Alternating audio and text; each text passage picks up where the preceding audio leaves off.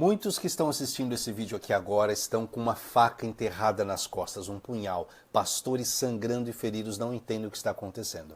Veja, existe um número crescente de pessoas que estão saindo das igrejas, vários movimentos de pessoas feridas pela igreja. Isso é crescente, é uma conversa honesta que a gente tem que ter sempre. Porém, nesse vídeo eu quero falar sobre o número crescente de pastores que estão sendo feridos por suas igrejas locais. E muitos estão me assistindo aqui agora e você está ferido. Veja, existe uma psicologia contraintuitiva onde, por exemplo, pessoas ferem seus cuidadores.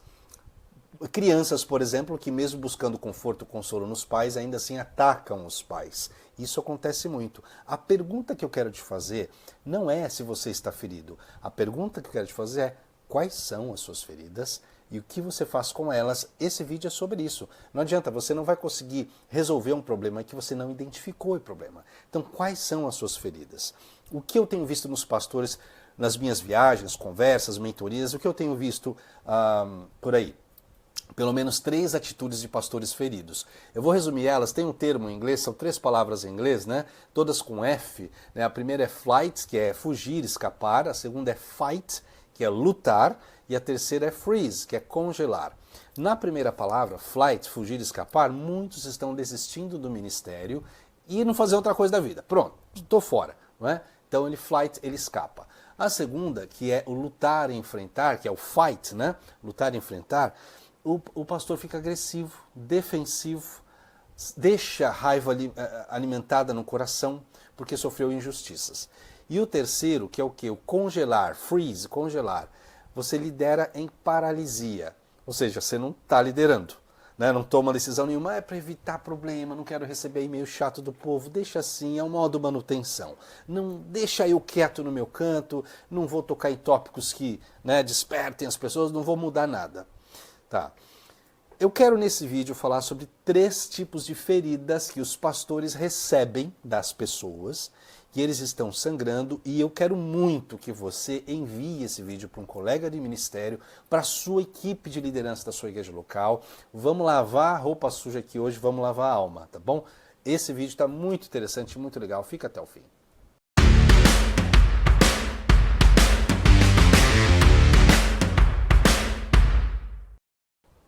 Bem-vindo ao canal, querido líder. Esse canal e a minha vida existe para servir líderes de igreja local. Que bom que você está aqui hoje. Uma sessão de terapia aqui, ó, de graça, hein, meu? Para você. Vamos lá, sem enrolar muito, eu quero falar de 3 dores que você, como pastor, recebe das pessoas. Gente, é o seguinte, eu não consigo memorizar tudo, então eu anotei aqui, eu vou ler e a gente vai conversando, tá bom? 3 feridas que os pastores recebem. 3 exemplos da área da psicologia. Eu quero que você preste muita atenção agora, porque isso vai explicar um monte de problema que você tem na sua igreja com o seu pessoal, tá bom? Número 1, projeção. Projeção. Deixa eu ler aqui, ó. É um processo inconsciente, a pessoa não sabe. Então vamos lá. Um processo inconsciente de projetar emoções, desejos, traços de caráter que você não gosta em si mesmo na outra pessoa. As pessoas não gostam de algo nelas, projetam, adivinha quem? Em você, pastorzão. Vou dar um exemplo. Por exemplo, sabe o valentão dos filmes que faz bullying, bate nas outras crianças da escola? Você vê muito isso em filme, não é? O que acontece com o valentão? Ele projeta os próprios sentimentos dele de vulnerabilidade na outra criança mais fraca, ou adolescente mais fraco. Já viu isso nos filmes? Aquele valentão que bate em todo mundo, quando vai ver a casa dele é toda detonada, disfuncional, o pai é abusivo. Então aquela vulnerabilidade transfere para outra criança. Quando ele está batendo ou fazendo bullying com outra criança, é ele está se vendo na vulnerabilidade dele. É uma projeção. Segundo exemplo, um fofoqueiro. O cara é fofoqueiro. Aí ele vê a pessoa lá no canto falando no ouvido da outra, ele já pensa que está falando dele. O que ele está vendo? Ele está vendo ele mesmo. Ele acha que todo mundo é igual a ele, ele projeta isso nele. Vamos transferir isso agora para a igreja, para o teu dia a dia, para tuas ovelhas e teu rebanho? Uma pessoa que sente vergonha do próprio fracasso, raiva de alguma coisa na comunidade, então ela assume, ou do passado dela, assume que toda a igreja e comunidade é ruim. E aí você, pastor, como uma figura de autoridade na igreja, ele projeta em você aquela frustração. Grande parte da cultura do cancelamento ou do movimento dos desigrejados, eu acredito que é uma forma de projeção, uma tentativa de descarregar os medos, as frustrações deles no na posição de liderança do pastor. Tá entendendo? Segunda ferida, transferência para a figura de autoridade. Você, como pastor, faz eu me lembrar do meu pai, do meu professor, do meu avô, do meu tio, e é tudo inconsciente.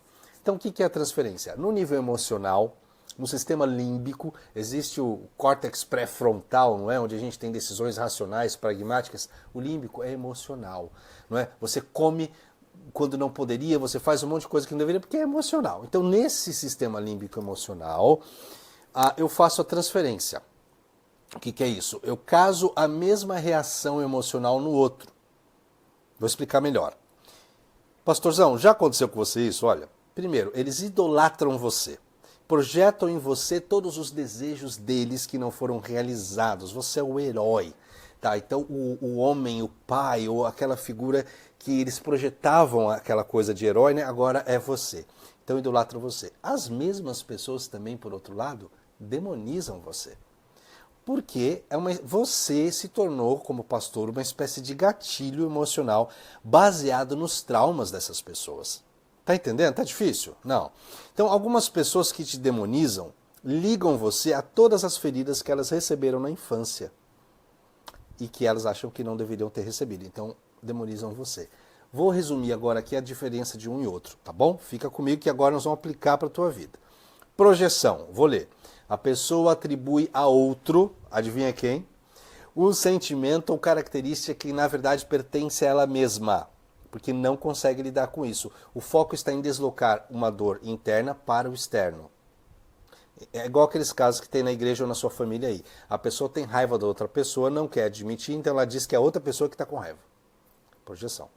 Transferência, muito parecido. A pessoa produz emoções, padrões de relacionamento do passado, normalmente da infância, em alguém no presente, sem perceber. Então o foco está em reviver aqueles vínculos antigos. Então o crente aí da sua igreja vê o pastor como uma figura paterna e reage a essa figura paterna como se essa figura paterna fosse o pai dela, o tio dela, o avô dela. Coloca expectativas e sentimentos da infância em você.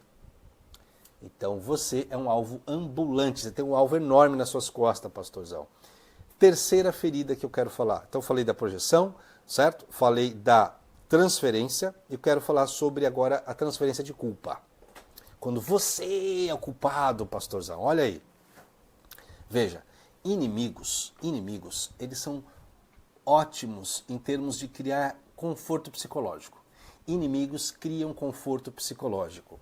Eles servem a propósitos psicológicos. Deixa eu explicar. Primeiro, o inimigo nos dá alguém para culpar.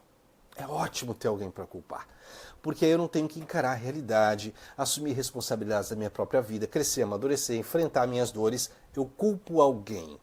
Tem gente que culpa os pais, o passado, a igreja, e adivinha quem? O pastor.